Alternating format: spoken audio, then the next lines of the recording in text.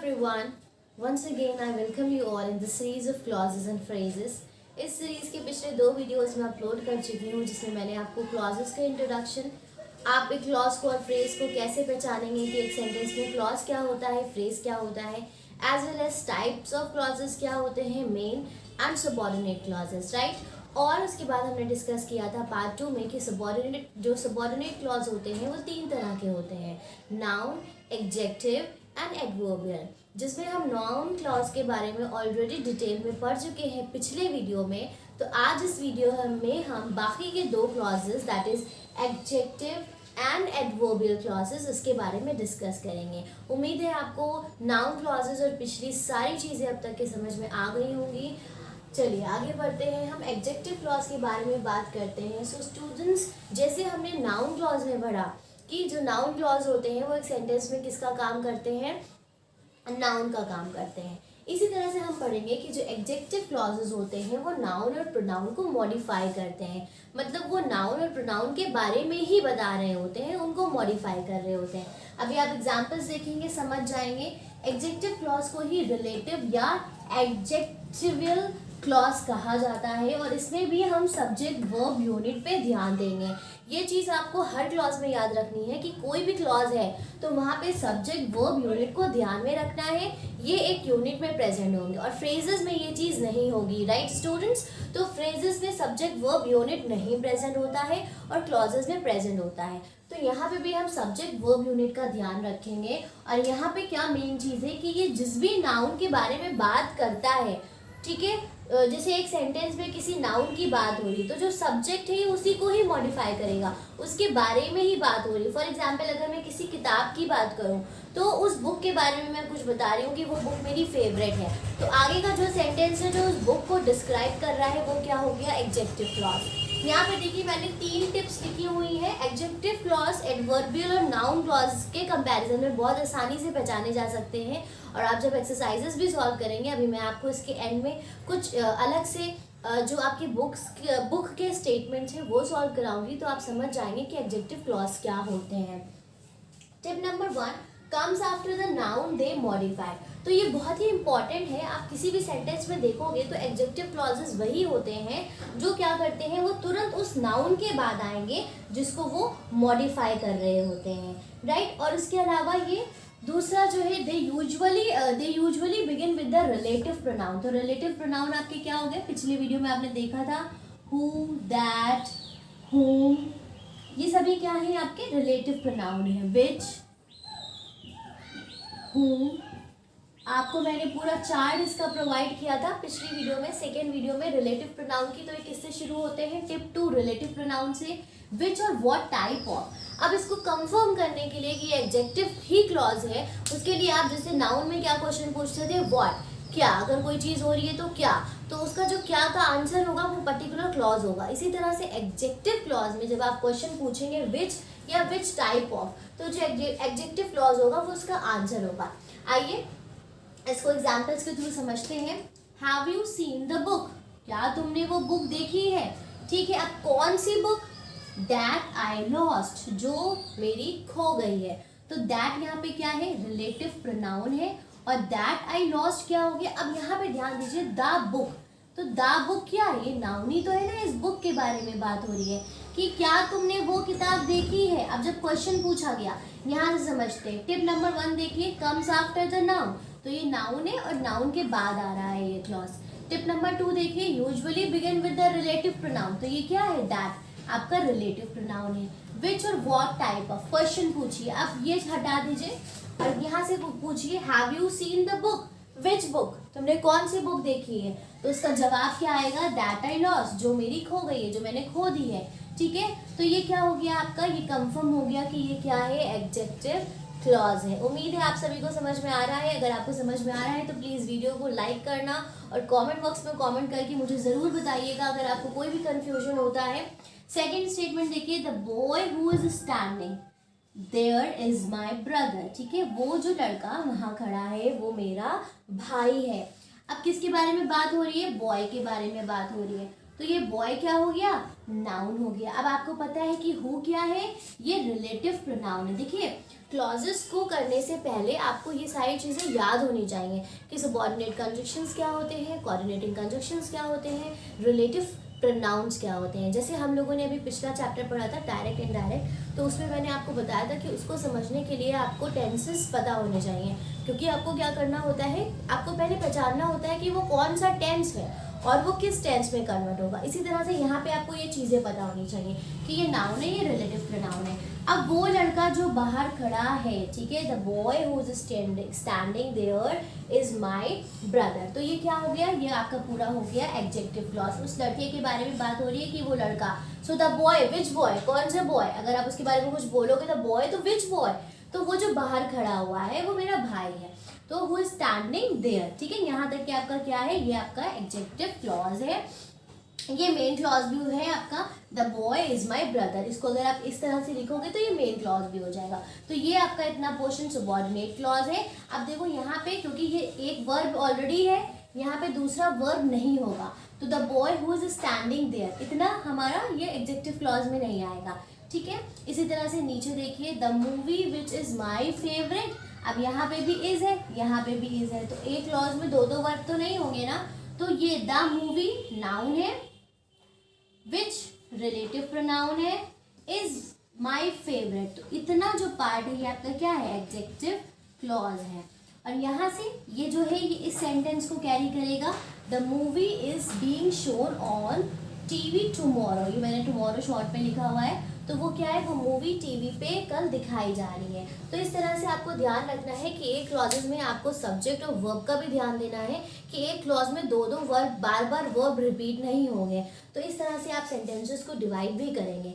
ठीक है, उम्मीद है कि आपको ये समझ में आए होंगे। अब हम लोग डिस्कस करेंगे एडवर्बियल क्लॉज। उसके बाद कुछ एग्जाम्पल्स मैं आपको बताऊंगी, सॉल्व करके दिखाऊंगी, ताकि आप और अच्छे से एडवर्बियल और एडजेक्टिव क्लॉजेस को समझ पाएं। ऑलराइट स्टूडेंट्स, आगे बढ़ते हैं। हमारा जो लास्ट टाइप है क्लॉज का, उसके बारे में डिस्कस करते हैं, एडवर्ब क्लॉज। ठीक है, तो एडवर्ब क्लॉज को एडवर्बियल क्लॉज भी कहते हैं, याद रखिए। और ये क्या करते हैं, एक सेंटेंस में ये एडवर्ब का रोल प्ले करते हैं, राइट। जैसे अब हम इसके कुछ टिप्स देख लेंगे कि हम इसको पहचानेंगे कैसे। तो हम लोगों ने पिछली वीडियोस में डिस्कस किया था कि जो सबऑर्डिनेट क्लॉजेस होते हैं वो क्या होते हैं, कौन कौन से होते हैं। तो जैसे कि after, before, because, in order to, since, so that, पूरा मैंने आपको चार्ट दिया था सबऑर्डिनेट क्लॉज का। While, where, since, as long as, ये सभी क्या है, सबऑर्डिनेट क्लॉज हैं। तो एडवर्बियल क्लॉजेस क्या होते हैं, वो सबऑर्डिनेट क्लॉज से शुरू होते हैं। ठीक है, पहली चीज तो आपको ये याद रखनी है that it begins with the subordinate clause. अभी जब हम एग्जांपल्स करेंगे तो इसको अच्छे से समझेंगे। दूसरी, उसको कंफर्म करने के लिए ये क्वेश्चंस किस तरह के आंसर करते हैं, how, when, where and why, मतलब जो सिचुएशन और कंडीशंस होती हैं उसको ये आंसर करते हैं। ठीक है, can be in the beginning, middle और एंड। और ये मैंने आपको पिछले ही वीडियो में बताया था कि जो सबऑर्डिनेट क्लॉजेस होते हैं उनको क्या किया जाता है, वो कि स्टार्टिंग में भी आ सकते हैं, बीच में भी आ सकते हैं और एंड में भी आ सकते हैं। और उस पर डिपेंड करते हुए जो पंक्चुएशन का रूल था वो भी मैंने आपको समझाया था कि अगर शुरुआत में आएगा तो कॉमा नहीं लगेगा, बीच में आएगा तो कॉमा लगेगा। तो इस रूल को भी आपको याद रखना है। ठीक है, आगे देखिए एग्जाम्पल देखते हैं। आई मिस द ट्रेन, ठीक है, मेरी ट्रेन छूट गई, because my alarm didn't go of. तो कंडीशन क्या है कि क्यों छूट गई। तो अगर इसमें आप पहला रूल देखेंगे तो सबऑर्डिनेट क्लॉज, तो यहाँ पे जो आपका बिकॉज वर्ड है ये क्या है, सबऑर्डिनेट क्लॉज है। रूल फर्स्ट, टिप हो गया आपका, मतलब रिप्लाई हो गया इस पे। Answer the question how, when, where and why. तो आई मिस द ट्रेन, तो तुम्हारी ट्रेन छूट गई, तो उस पर अगर आप क्वेश्चन पूछो हाउ और why I miss the train, ठीक है, तो उसका आंसर क्या हो जाएगा, because my alarm didn't go of, क्योंकि मेरा अलार्म बजा नहीं। तो ये भी आपका यहाँ पे कंफर्म हो गया है। और आप यहाँ पे देखिए तो ये कहाँ पे आ रहा है, मिडिल में आ रहा है। तो ये आपका पूरा क्या है, ये आपका एडवर्बियल क्लॉज है। ठीक है, ये आपका एडवर्बियल क्लॉज है। इसी तरह से दूसरा एग्जांपल देखिए, माय ब्रदर, यहाँ पे कॉमा लगा हुआ है। व्हेन ही इज हंग्री, जब वो भूखा होता है, स्टार्ट्स येलिंग, चीखने लगता है, चिल्लाने लगता है। तो माय ब्रदर यहाँ पे नाउन है, ठीक है, इसके बारे में बात हो रही है। When he is hungry starts yelling, लेकिन यहाँ पे आप देखिएगा कि ये जो है ये मेन क्लॉज है आपका स्टार्ट्स येलिंग तक के, और जो ये पोर्शन है, ठीक है, तो ये क्या है, ये आपका एडवर्बियल क्लॉज है। व्हेन क्या है यहाँ पे, सबऑर्डिनेट क्लॉज है, सॉरी व्हेन क्या है आपका यहाँ पे, हाँ सबऑर्डिनेट क्लॉज है, और ये आपका क्या हो गया, ये आपका हो गया adverb clause. Alright, come in when I ring the bell. अब यहाँ पे when I ring the bell क्या है, ये आपका एडवर्बियल क्लॉज है, क्योंकि ये क्या है, सबऑर्डिनेट कंजक्शन है, या यहाँ पे ये व्हेन सबऑर्डिनेट कंजक्शन था, और यहाँ पे ये क्या है, कम इन, ये आपका मेन क्लॉज हो जाएगा।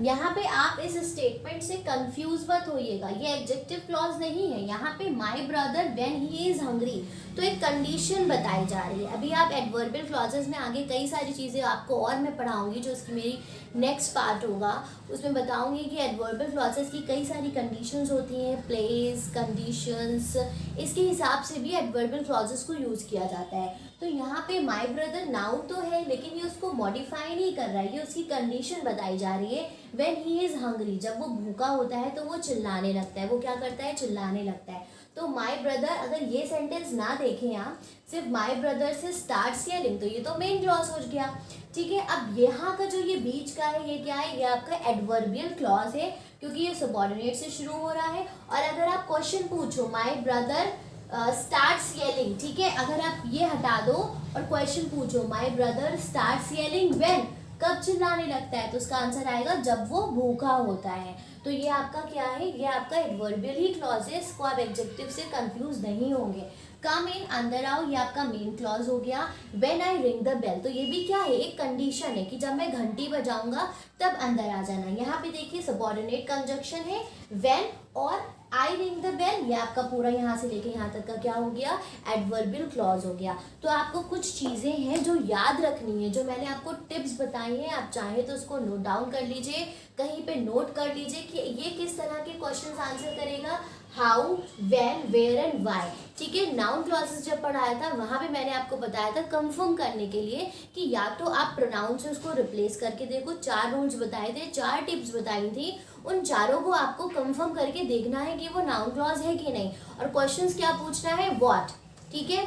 तो सेकेंड में क्या बताया, एग्जेक्टिव में विच, क्वेश्चन आप पूछोगे विच या व्हाट टाइप ऑफ, ये 2 क्वेश्चन आप देखोगे, जो आपका क्लॉज होगा जवाब वही आएगा अगर आप ये क्वेश्चन पूछोगे।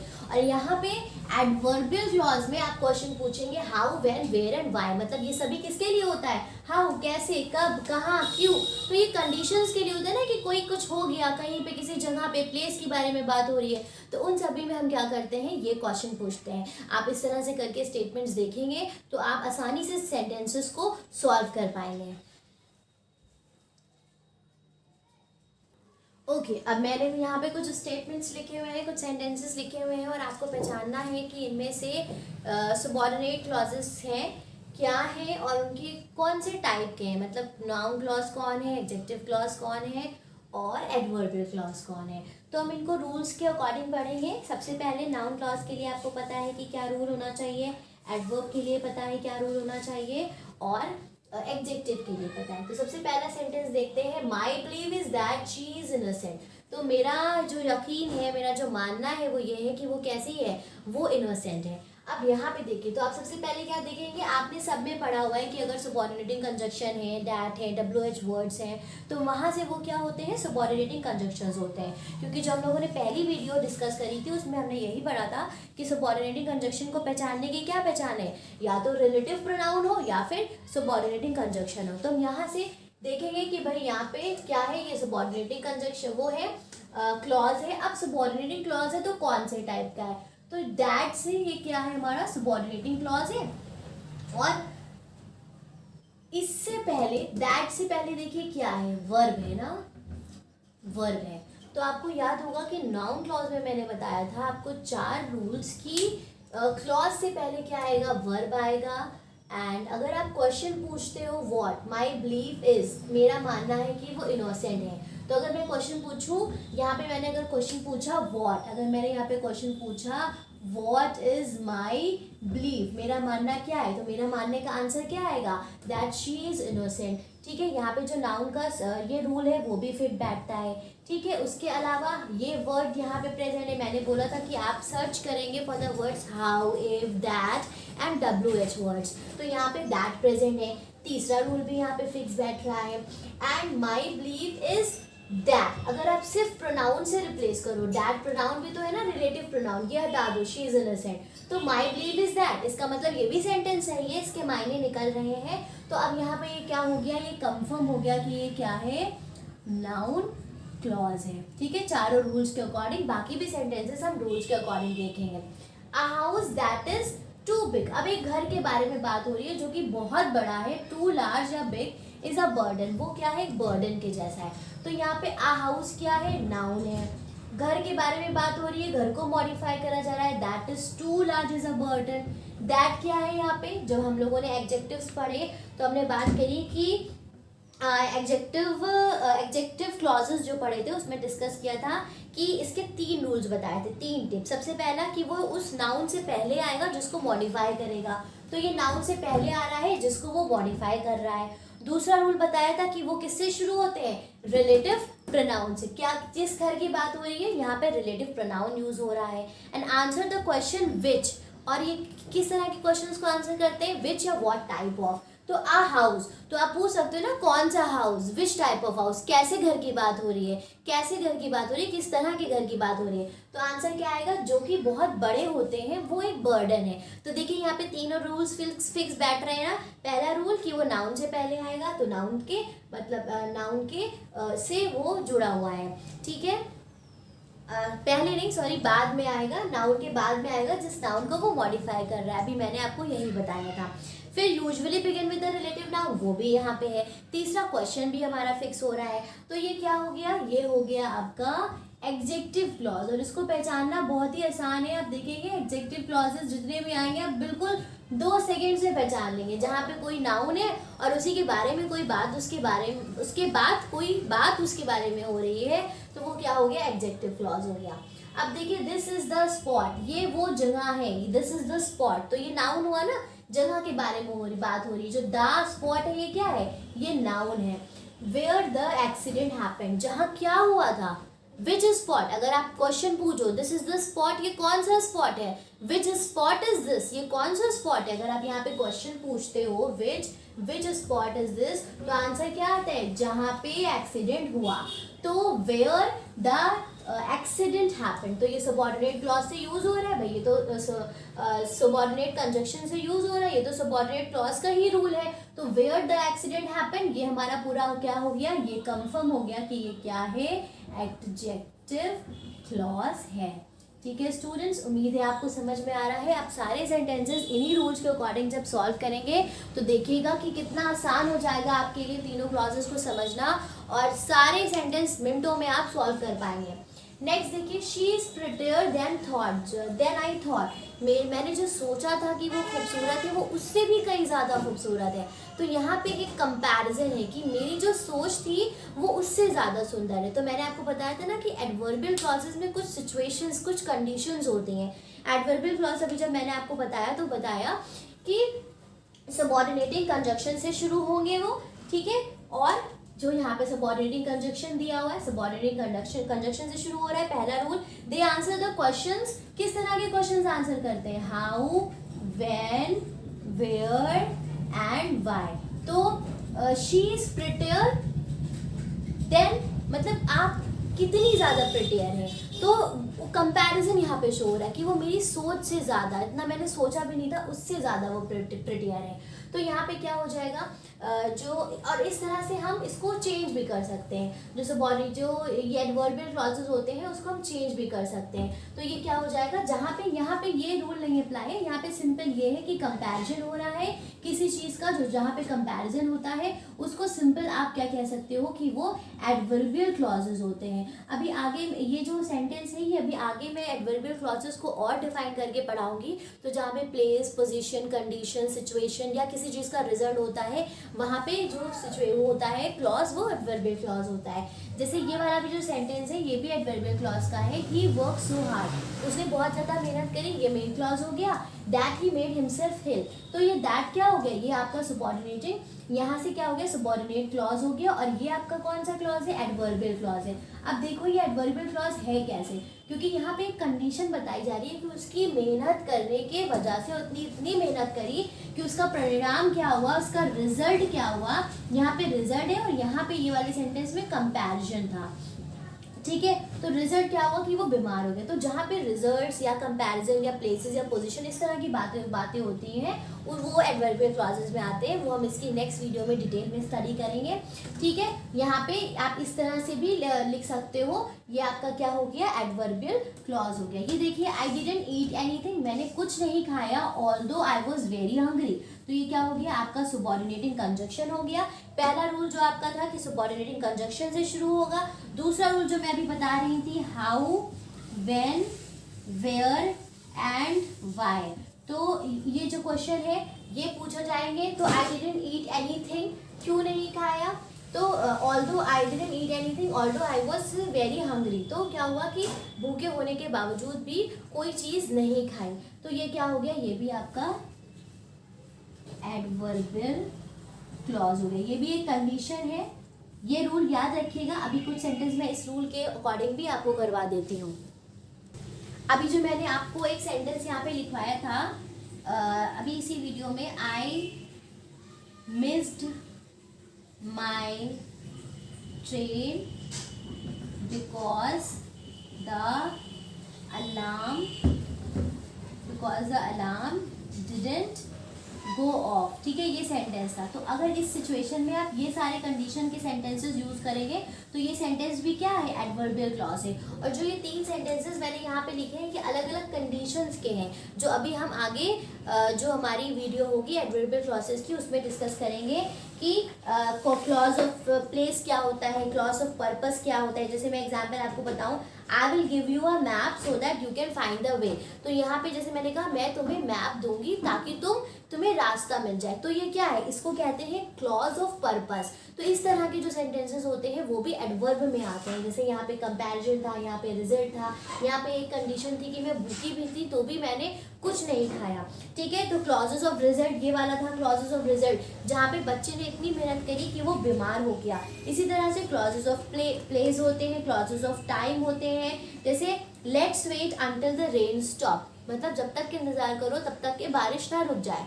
तो यहाँ पे क्या है, let's wait until the rain stop, तो अंटिल एक क्या है, सबऑर्डिनेटिंग कंजक्शन है और एक कंडीशन दी जा रही है कि तब तक के रुको जब तक के बारिश ना खत्म हो जाए। तो ये क्वेश्चंस भी आपको रूल्स के अकॉर्डिंग भी देखेंगे, और अभी आगे जो मैं नेक्स्ट वीडियोस की बनाऊंगी जो मोर अबाउट एडवर्ब क्लॉजेस के नाम से होगी, जिसमें चैप्टर नंबर 25 डिस्कस करूंगी, उसमें जो भी एडवर्ब क्लॉजेस को लेके थोड़ी सी अभी कंफ्यूजन है वो आपका वहाँ पे क्लियर हो जाएगा। लेकिन अभी जो आपको मेन एक्सरसाइजेस सॉल्व करनी है वो इन रूल्स को और इन क्वेश्चंस के अकॉर्डिंग पूछ करके क्वेश्चंस को पुट अप करके सॉल्व करेंगे तो आसान हो जाएगा आपके लिए उसको सॉल्व करना। ये याद रखिएगा कि नाउन क्लॉज में क्या होता है, वर्ब आता है, एडजेक्टिव क्लॉज में क्या होता है, नाउन या प्रोनाउन आते हैं, और एडवर्बियल क्लॉजेस में क्या होती हैं, कई सारी कंडीशंस है जो आती हैं। सो स्टूडेंट्स, उम्मीद है कि आपको ये सभी क्लॉजेस जो मैंने समझाए हैं वो समझ में आ गए होंगे। नेक्स्ट वीडियो में हम लोग एडवर्बियल क्लॉजेस के बारे में कुछ और चीज़ें देखेंगे, कुछ और कंडीशंस देखेंगे। अगर आपको वीडियो पसंद आती है और कंटेंट समझ में आता है तो प्लीज़ मुझे कॉमेंट करके ज़रूर बताइएगा। कहीं पे कोई कन्फ्यूजन हो तो कॉमेंट बॉक्स में कॉमेंट करिए। Thank you very much for watching the video. Have a good day.